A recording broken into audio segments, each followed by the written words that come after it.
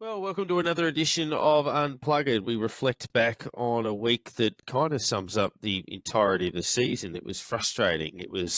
There were little bits and pieces there. There was lots of effort. There was some encouragement. There was some, hair tearing out mistakes. And in the end, you don't have anything to show for it. And it feels like that's kind of in the year in a lot of respects where there've been a lot of players and a lot of instances where the sides worked extremely hard. There are a lot of times where they've completely butchered opportunities. There are times where they've looked ordinary. There are times where they've looked okay. And in the end, they're probably in reality only about a game behind where they should be, but it's still that one game that sort of sits around. They lost that Essendon game they never should have lost. There have been 3 or 4 chances to get that result back, which they haven't been able to do. It's been frustrating in a million ways where you've obviously had to look at tribunal hearings that perhaps should never have happened. If Jack Higgins gets offered a week, you probably just cop it on the chin and move on. He gets 3, you have to challenge it, you lose. It still feels unjust, but what can you do about it? You've got to move on. You've got injury clouds hanging over a few players, but I think there's been a lot of that talk around the media, I don't know, editorialising a little bit around pressure and lack of performance. I would argue again that we're one game short of where we should be with a million mitigating factors. Now, I'm not going to sit there and say that we're looking fantastic or that any of the concerns raised about us are wrong, but I do think they're somewhat premature. I think we've had to grind through a very difficult period of the season and haven't got enough out of it. We've probably failed that test. Not through lack of effort, but you'd argue that we failed the test across the first 7 weeks by dropping 1 or 2 games we perhaps shouldn't have. But it all comes down to what happens next, basically. I think the entire season is defined by how they respond in the next month. They've got an opportunity. No games are easy in the AFL, but they've had a tough draw, and now the draw is not easy but more favourable. So if they are to square it away and get some players back, then they can still move forward. I'm not buying into the doom. I will if they lose this week. But I am, cautiously frustrated thinking that there is a road back, but it feels like there's been a lot of toil for not much so far, with a lot of hurdles thrown in front of us. But Nick, I will sum that all up by saying that we've had worse seasons and we've had better seasons, but I can't ever remember a more frustrating start to a year. Yeah, it's a really interesting one, isn't it? Because I think everyone had their own opinions, perspectives, and expectations coming to this year. I think even between the 3 of us, we probably all had different kind of expectations and views on, what our expectations were and what we should be looking to achieve, what a pass mark is, etc. And I think if you go through social media and you go do a straw poll of Saints fans on Twitter, for example, and ask them, 8 weeks ago, where do you think we'll be at the end of this season? You would have gotten a massive range of perspectives and opinions and ideas and suggestions. I think, we got a bit of a sugar hit last year with a finals appearance and obviously a bit of chaos ball in the first half of the season with a truckload of injuries and no one really knew what was going on and new coaching staff, new game plan, all that sort of stuff. And then by round 1, it's all out the window because you're missing 12 blokes. So it's just hit and hope, essentially. And we caught a few off guard. It was chaos ball. We ran hard. We went direct. And we snuck some. And then it kind of, we kind of fell back to earth a little bit, to reality in the second half. But a finals appearance is a finals appearance. And I think, across for a lot of people, the expectation was, well, if we made finals last year, then and that is tough to deal with if that was your expectation, I think. And I was talking with Charlie, who's been on the show, Charlie Clausen, a few times during the week, and he used a phrase that he called cognitively reframing, where he said the passion and optimism of preseason has been extinguished, replaced by the cold, hard facts of reality. And I think it's a really kind of good way of putting it, that there was optimism. There was the sugar hit of September last year and a finals appearance. But now we're having the sugar crash and it's just, we're back to reality and, we've just got to toil through. We've got to work hard. We're going to struggle for a little while. Doesn't mean we shouldn't expect more and we're not frustrated and all of these things. But That's exactly what it is. This is reality for the time being. We know that we're not good enough. We know that we need more talent. The guys that we brought into the club, we haven't been able to see a whole lot. Paddy Dow hasn't played a game yet. Looked good on the weekend for Sandy. Liam Henry was dynamic in his game and a half before he got injured, or 2 games before his hamstring. And hopefully he's not too far away, because he's a serious X factor. Pace, skill, toughness, all of those things. And then, we're missing a bunch of other kind of impact guys. Mason Wood's been a massive impact player for us over the last 2 years. And a lot of these guys have been really important. They're not just kind of fringe, 23 to 26 type players. They're, 6 to 18 type players that have been really important for us in the last 2 or 3 years. And we're feeling it. We're feeling it. We talked about our depth, and I do think that our depth this year is better than it has been in the past. I think it's better than it was last year, but it's also being tested more in different ways. And, we're seeing that. We're seeing that we need more talent. We're seeing that we need more youth. We're seeing that we need more impact. And, it is going to be a struggle for a while. There are going to be some good weeks that we'll get some of that hope back. And hopefully there's more of those than not. But there are also going to be some really frustrating ones, like the ones that we've seen over the last kind of month, where you drop one that you shouldn't, where, things just go wrong and you let it slip, or you're uncompetitive. There's going to be those days. And it is part of the journey that this footy club is on, and we're going to be better for it. And I think that's the thing that we've got to keep in the back of our minds. Yes, we're impatient. Yes, we're frustrated, but we are going to be better for it in the next couple of years for going through what we're going through now. And it might be that we end up with another draft pick or a couple of draft picks. It might mean that we've got, a bit of a cash kitty for free agents come the end of the year or whatever. There are positives that are going to come out of this, and we are going to be better for having gone through it. So that's what I implore St Kilda fans to kind of keep in the back of their mind, that we are getting better, regardless of kind of the frustrating parts of this. And H, as we bring you in, I mean, I think that's right around the reality. And I heard somebody describe it on Twitter as, it's the grind period under Ross Lyon now, where obviously they unearthed a bit last year. They're trying to figure out now. They've got some kids that were always going to find it a little bit harder second time around, but they're still going to be all right. Then you're trying to wean out which of your veterans are, and, I do a lot of the more profound thinking when I'm walking the dog for whatever reason. But it occurred to me this afternoon that, Ross Lyon kind of summed it up again in his presser with the dual narratives, where he said that they're running 2 stories at the same time, where it's blood the kids, but try to win as many games as you possibly can and play finals. And it doesn't always marry up. And I guess that's part of where the year's been frustrating. Max King gets suspended. We lose by a kick. Toby Green doesn't get suspended, kicks 3 goals. We lose by a point. But then it's a case of, Butler goes out, but it's all right. Higgins is in good form. Then he gets suspended, and you're like, okay, well, that leaves us a little bit vulnerable in games that we shouldn't necessarily be vulnerable in. And then you accidentally drop one of those, and then everyone says you shit. And it's just been really hard work. And hopefully they can start to, turn the wheel back their way.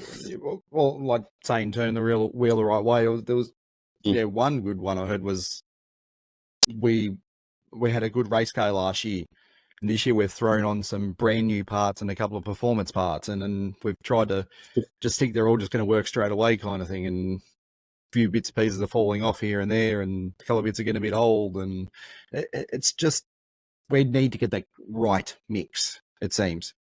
But some of the parts we need, we can't get right now. Like, if we get a clean bill of health over the next couple of weeks, we're probably only going to be missing Crouch and arguably Butler from our best 23 players.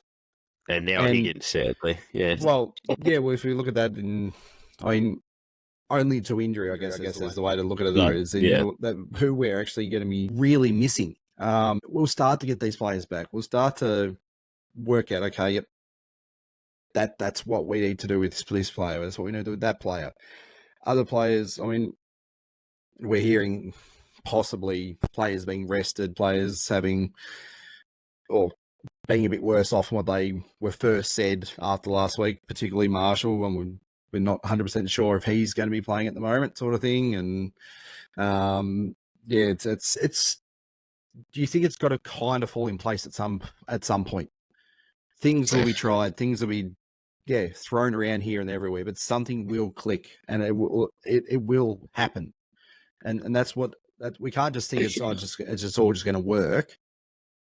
You've got to try. You've got to try things. Teams do have, yeah. Things do have a way of kind of balancing out in that respect, and we know that for the first 6 weeks of this year we've had 12, 14 blokes on the injury list, and now all of a sudden, a few back last week, more back this week. We get another bunch back next week. All of a sudden that injury list is going to be down to 2 or 3 instead of 14. And all of a sudden, you're getting that depth back. You're getting the opportunity to bring in players, to change players, to drop players when they're out of form, because we didn't really have that ability for the first 6 weeks of the season. If someone was out of form, tough luck. There's no one else to bring in. Exactly. So, that's the reality of where we've been. And so the coaching staff and selection is going to be a lot more competitive, I think, kind of from this point on, where you've really got to earn your spot, because there's going to be guys like Paddy Dow banging down the door. There's going to be Ben Patton playing the twos. There's going to be Jimmy Webster coming back. There's going to be guys that are playing for their careers ultimately that want to get back in this team and get another contract and get another crack. Guys like Ryan Burns, who are going to be, running their socks off, trying to keep their spot in the team. There's the competitive between the players to hold that spot, and that creates the better team. That if two players want that one position and one's got it, they're going to do everything to keep that other player out. I mean, yes, they're best mates, yes, they're whatever, but it's their career that they're playing for, and if they're not the ones playing well, they're not the ones who are in there. So, and we need to be honest too with a couple of guys that, and you're right, Nick, before that, like, too bad we have to pick this player. And Angus Hastie was sub 3 times this year. He's been sub ahead of schedule. He was all right on the weekend just gone. Zach Jones has been subbed out of a couple of games and then picked the next week because there was no option. Dan Butler was subbed out and then played as the sub the following week and got injured. But, you look at cases like, well, who's the midfielder you're picking if you don't pick, for example, Zach Jones? Like, which one are you going to play? Cooper Sharman has had to play 1,000 different roles. Dougal Howard played last week to give them height down back to try to release Sharman because they had no other option.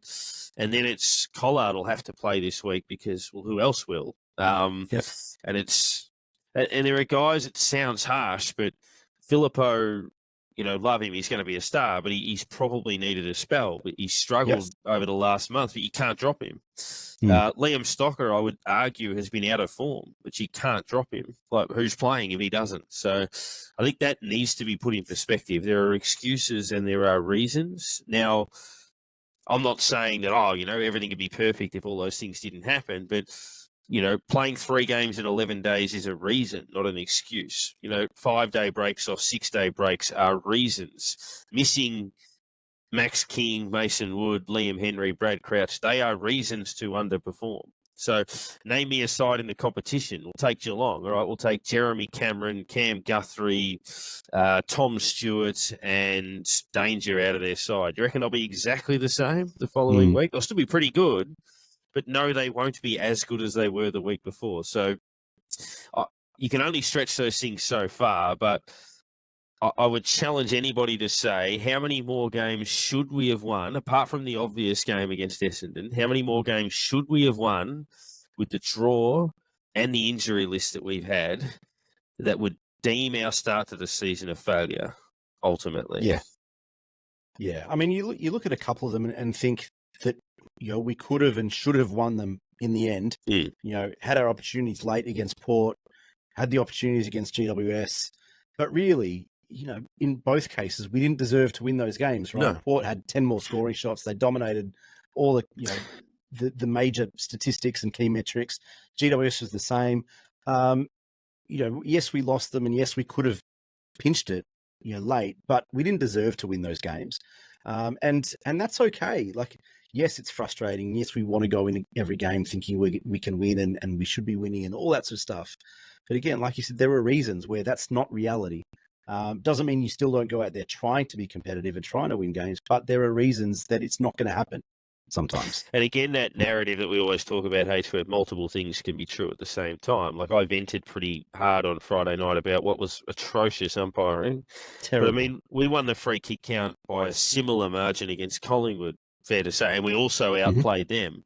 Port Adelaide also outplayed us. But I think it's true to say that Port outplayed us, but the umpiring was shit. Oh, and I think it's also true to say that Port outplayed us, and the timing of the umpiring being shit came when we hit the front in the third quarter. And from the moment we hit the front, Port Adelaide kicked 3 more goals for the game.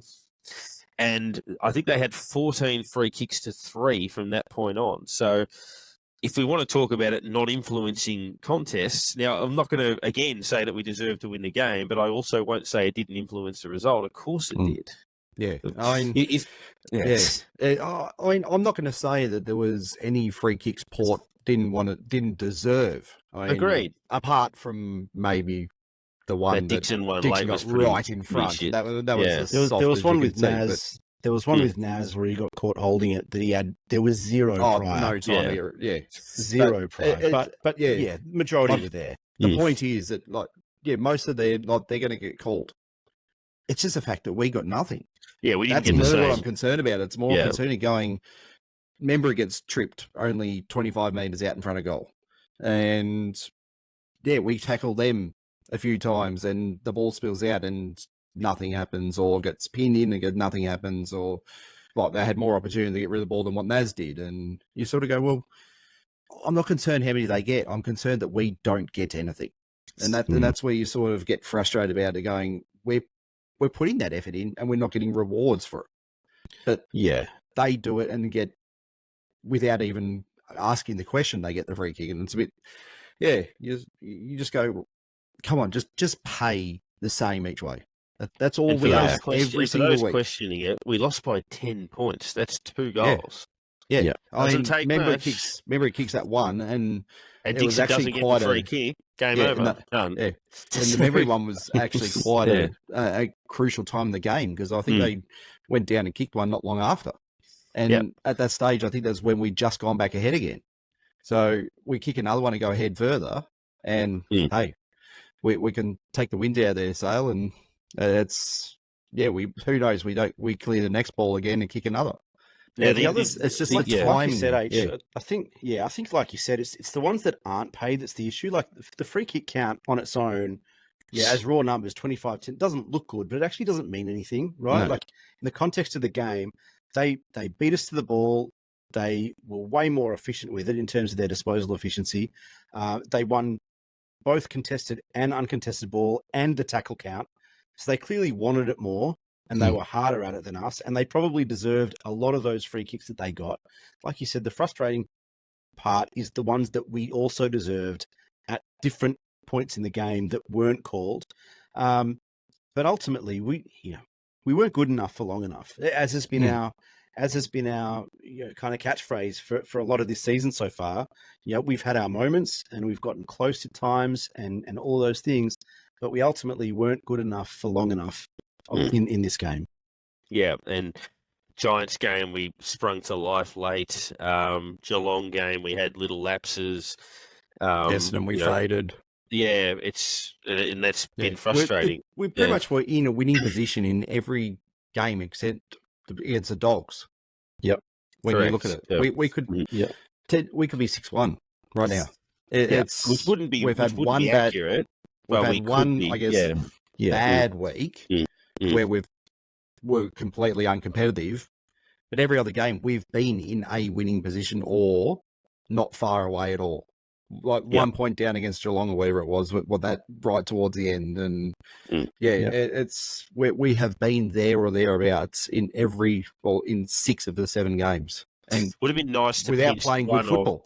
We should have beaten Essendon, which would have got us 3-4, and then you would love to have pinched one of those three that you don't expect to probably win any more than one of those. Yeah. Pinched the Giants game late, pinched the Port game late, pinched the Geelong game late. Obviously, one of those puts you in a healthy position, and that's why we're frustrated, because you didn't get any of those. And, football, you don't always get what you deserve, and I mean that the other way. Having said that, Geelong in Geelong, GWS away, GWS possibly the best team in the league at the moment, and Port Adelaide and Adelaide, we won there in COVID times, but outside of that, never had one out any other time.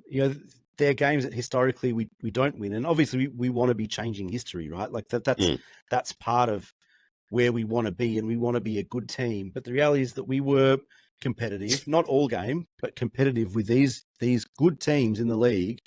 And like you said, H, in a winning position late in the game against all of them. And, if you're looking for silver linings, that's a really strong silver lining that you can hold on to.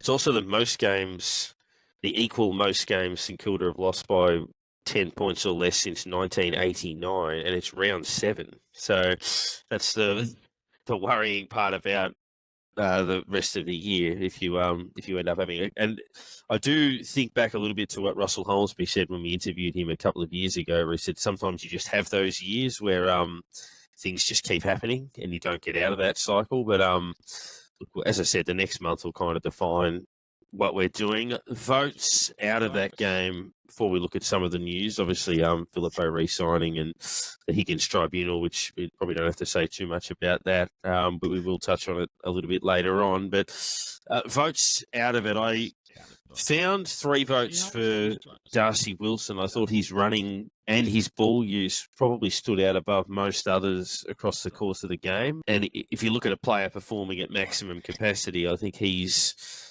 getting better each week, and I had him best on ground. I thought Sinclair got better as the game went on. For some reason, he was butchering the footy early and had lost the ability to kick, but found his feet a little bit later on. I thought Nass found a bit of touch after a quiet-ish fortnight.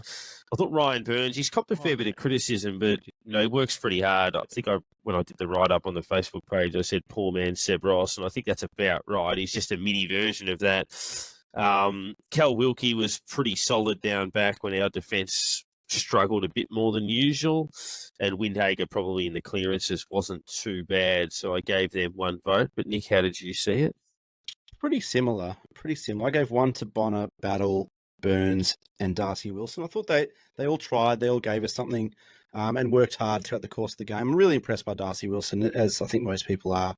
And a little bit more luck. He's probably getting 2 or 3 votes in this one, like you gave him. I gave 2 votes to Steele, Naz, and Sinclair. I think it was just one of those games where it was just, tried and tested the old, and they were in the engine room and they made things happen and all those sorts of things. But it was really hard to kind of, get some of those breakthrough big vote games from this one. It was just tough, but hard to watch, Yeah, absolutely it was. Yeah, similar. It was a stretch. I could have almost stretched out to just giving what I felt was the best 10 on the ground, just 1 vote each kind of thing. It always got to going, all right, well, who was better, who wasn't sort of thing.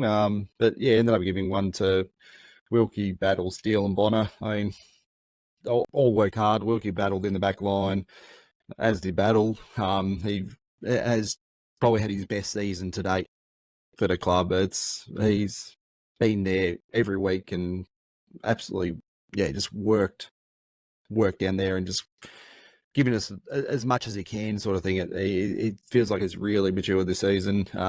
Still worked hard in the middle, and Bonner gave us a bit of movement off the back line. And again, another week where he was hitting targets. He's certainly turned around, as I was saying. And I've given 2 to Sinclair, Naz, and Wilson. All, Sink struggled at first. I thought there was one absolute shank out of the back line at one point. It just, it just, I wouldn't even say floated. It sunk. It just dropped that quickly and straight into the Port player's hands. And I thought, oh no, it was just that point of the game where you're going, this is going to get really ugly. But yeah, he found his way back into it and gave us some pretty good drive. And Naz just worked as hard as he has. He's had a couple of quiet weeks, as we know, but he found the ball again. And Darcy Wilson, he's going to be a jet. He's travelling very nicely at the moment, and yeah, hopefully he can keep it up, and hopefully doesn't be one of those first year players that gets burnt out towards the end of the season and hurts him a bit. But yeah, if he needs a rest, he needs a rest at some point. But yeah, at the moment, it looks like he's travelling pretty well. So yeah, They showing his running numbers towards the end of the game. His sprinting kilometres were twice as far as any other player on the ground. I'm like, that's serious running. We saw that He hits against the scoreboard as well. Oh yeah, and we saw that against the Giants, where he had it in the back pocket, and then 20 seconds later, he was running into an open goal, 30 metres into clear, and you're like, he's just burnt everyone off on the ground. So like when they recruited him, they said he could run, and he can certainly do that. So yeah, and he looks pretty solid over the first couple of months.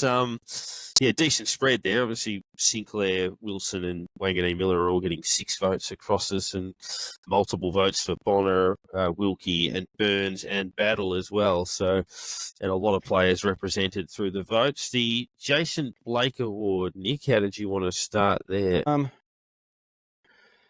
think my 2 awards here are kind of combined. So the Jason Blake Award, a little bit unusually, I'm going to give to Jack Steele because he is almost playing a lone hand in the middle. And what he's doing, I know it doesn't feel like his numbers aren't jumping off the page. He's not kind of dominating performances, but there isn't really anyone helping him in the engine room at the moment. And what he's doing to keep us even semi-competitive in the clinches is just very, very impressive. And I don't think enough people are talking about that. You know, we talk about that his disposal numbers aren't as high as they have been in the past and all that sort of stuff. But you know, he's almost getting no help. So I think that Jack Steele is not getting the credit that he deserves for that. And on the flip side, for the Shannon Knoll Lift Award, I think the rest of the midfield group needs to lift. And I know that we're missing a lot of guys out of that engine room, and we have been for 2 months. And hopefully, as some of these guys start coming back, Paddy Dow potentially this week, you have to imagine that Brad Crouch will be kind of straight back in as soon as possible. But Jack Steele just needs some help. Like he just needs some help, and a little bit of help would go a long way. And whether it's, you know, Philippo and Owens and some of the young kids, whether it's, you know, the older guys like Zach Jones or whatever it is, Liam Stocker going through there, a bunch of these people that have all spent time in the middle, Windhager, etc. Everybody as a group needs to lift when the going gets tough, because so often when the going gets tough, the tough get going. And at the moment, Jack Steele's really the only tough one in there. And he just needs a bit of help. Yeah, I think that's spot on.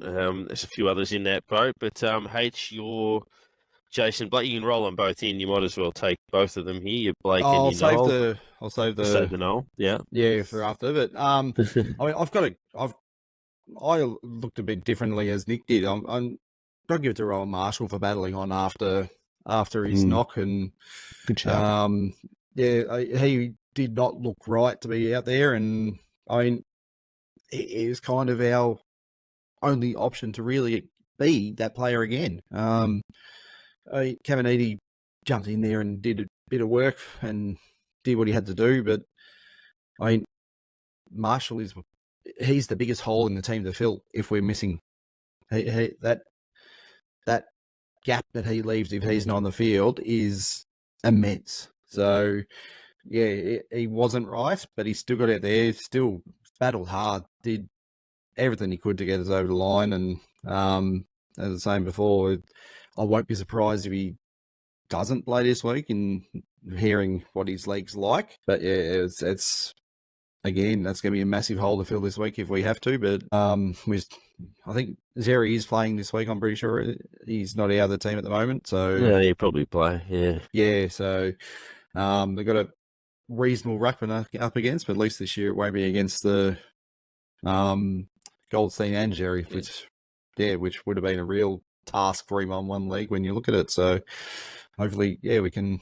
If he's not playing, then we either see Campbell will come in and do that job that, as we're saying, he's doing. He's keeping himself right, and he'll come in and just fill in that gap for the moment.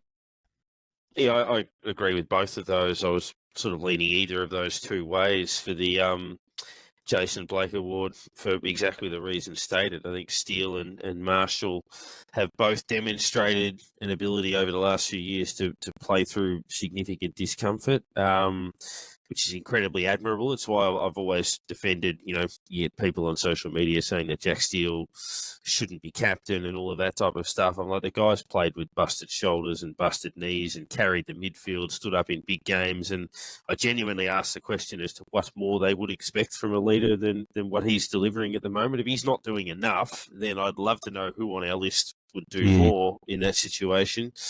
And Rowan Marshall, he looks in all sorts of trouble 5 minutes into the game. The camera kept showing him he could barely move, but then in the second half, he's still dropping back into the hole and taking marks. He had 31 hit-outs and still won clearances, not getting as much of the ball because he wasn't moving around the ground. But I think on a night like that, when we're a little bit underwhelming, and those two guys didn't play their best games of the year, I think it's also worth taking stock. They've given us plenty this year, I think, in the face of adversity, both of them, and deserve a lot of credit for it.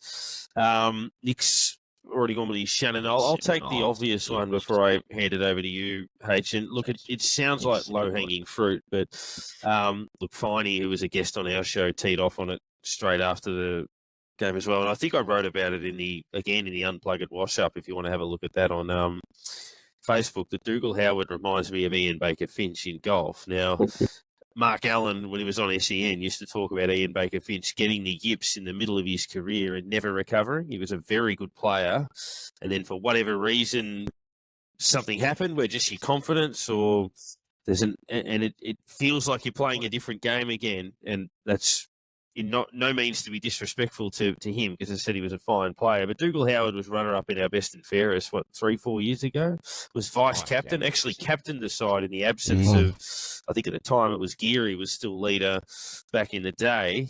He looks a completely different footballer to that. He looks a million miles away from it. I've never seen a player transform in the negative sense so rapidly and so far, unrecognisable what he was. And look, it's obviously sad that a player's in that position, but I just want to know where that happened.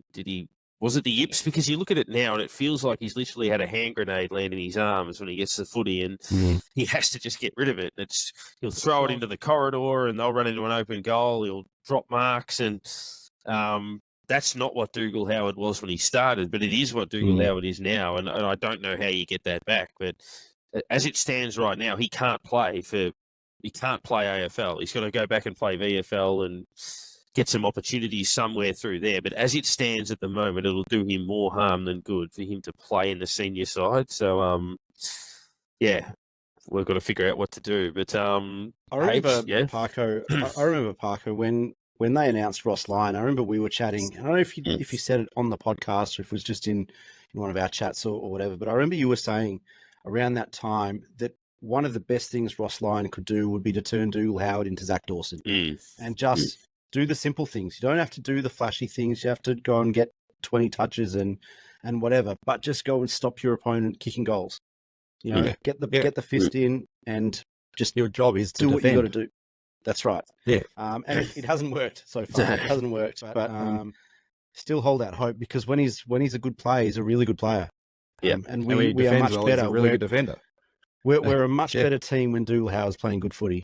Yep. Absolutely. But you can't have a player on the ground who you just cannot have them get the footy. Correct. And Dougal's a player at the moment, you just can't have it in his hands, and you can't play AFL if that's the way it is. I mean, you look at Zane Cordy, he actually uses it pretty well, doesn't get it a lot, but that type of thing. But H, probably a slightly different take on, we obviously feel we've been shafted a bit this week, but you've got a view on it? Yeah, we've got to go with, we've heard a few people saying, you put in our chat before and saying, our tribunal legal aid, Adrian Anderson. Yeah. He's got, his record has got us 1 week off Caminiti's suspension. I hope we're paying him on a no win, no fee basis because at the moment he's not doing a lot for us. I mean, try legal aid, Kmart lawyer. I don't know. It's just it's not doing much for us at the moment. And he had walked in with a 10-point plan, and none of those points seemed to actually.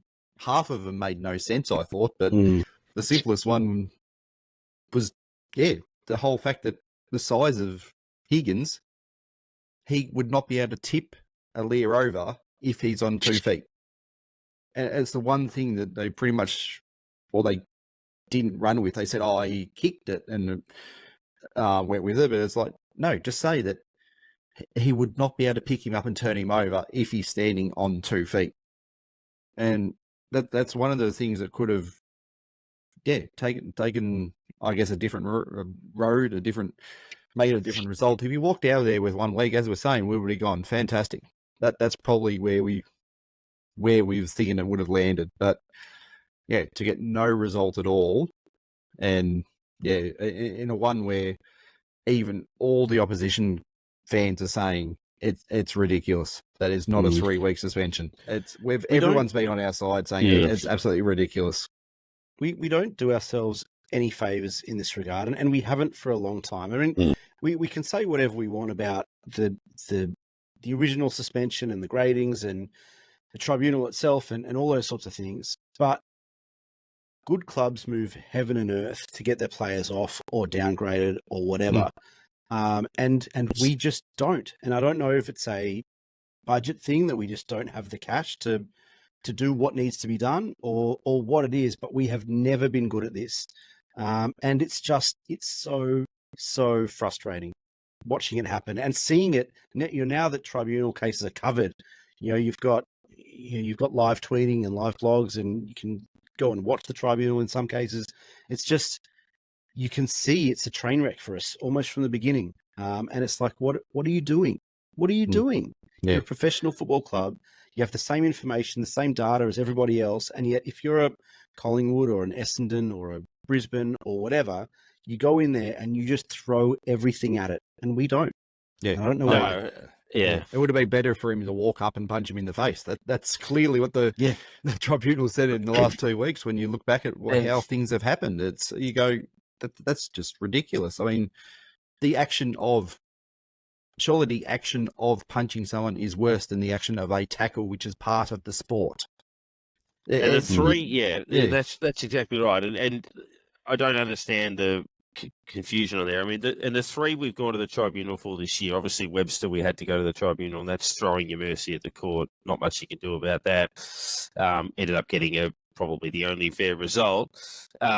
The Max King one, I remember following David Zeta's Twitter feed thinking, what on earth are we even trying to argue there? We were trying to suggest that it was Brad Hill's fault or something when he was running past. And I'm like, and people made comparisons to when Cripps got off when he won the Brownlow and when Maynard got off in the finals last year for ending Brayshaw's career, let's be honest.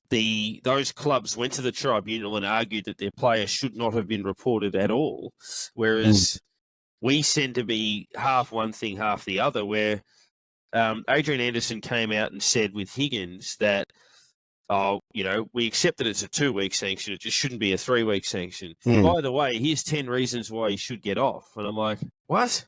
Like, you just said that it was a 2-week sanction, so you're admitting that it was a dangerous tackle, but then saying he should get off. And I'm like, they're going to laugh you out of the room if you come with that type of contradictory stuff. I mean, you've basically got to throw everything at getting the player off. Exactly. Not fiddling around saying he's done it, wasn't so bad, give us 2 weeks. I hit him, but, a St Kilda player ran past and would have contributed, and, stop mucking around. Just use points of law and say, Jack Higgins, get the biomechanist in, get Aliir in if you want to, get Port Adelaide in, but none of this. Here's 10 reasons why he should get off and it's worth 2 weeks. I'm like, what are you talking about? Yeah. 10 reasons, and ridiculous. 10 reasons, and one wasn't even, he's a good bloke. Yeah, exactly. And where was that one? Yeah, I mean, what are they saying about Jack there? That, Charlie Cameron can talk about whatever he was doing, feeding the elderly, or I don't know, whatever he does. Why we couldn't come up with something, some sort of character thing, but yeah, like it looks like we've got no idea when when we go up there. So yeah, I think that's it. That's fair enough. Yeah, I think Michael Egan said it best when he said you kind of go in with a plan, and none of it is to challenge the actual suspension itself, or the grading of the suspension, or the charge. It's like, yeah, exactly. What are you doing? Hopefully we don't have another player reported, but if we do, hopefully we revisit that strategy. Our next guest, we've got a couple already lined up, but our next guest was from our favourite era through the 90s, played some good footy, kicked 5 goals and a quarter in a pre-season game against Freo in Freo's first ever game, and then obviously went on to play a number of different roles for us. I speak, of course, of Christian Bardsley.